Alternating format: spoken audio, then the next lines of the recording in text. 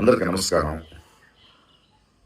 ఒక లిటరరీ ఫెస్టివల్‌లో ఆర్ట్ అండ్ ఇట్స్ రెసిలియన్స్ అనే ఒక విషయం మీద నేను చేసిన ప్రసంగం, ఒక సంవాదం.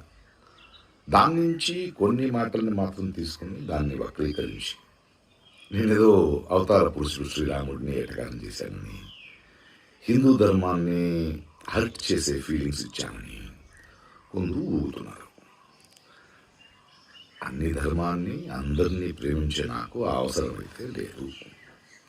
కానీ ధర్మాన్ని మతోన్మాదంతో అడ్డుపెట్టుకొని అసహ్యమైన రాజకీయం చేస్తున్న వాళ్ళని నేను అడిగే ప్రశ్నలకి సమాధానం ఇవ్వలేక కొందరు నన్ను యాంటీ హిందూ, హిందూ ధర్మ విరోధి అని బింబించడానికి ప్రయత్నిస్తున్నారు. పాపం వాళ్ళ ఏడుపు, వాళ్ళ కష్టం నాకు అర్థమవుద్ది. సో వాళ్ళకి సమాధానం చెప్పాలి. ఇప్పుడు ఏమైందంటే, నేను ఇప్పుడే తమిళనాడు ఎలక్షన్స్ అయిపోయి కొంచెం తోట పనిలో ఉన్నాను. వర్షాకాలం వస్తుంది, ఎండాకాలం ఎండ్ అవుతుంది, చెట్లు మొక్కలతో మాట్లాడుకోవాలి. సో ఆ పనిలో ఉన్నాను. త్వరలో వస్తాను.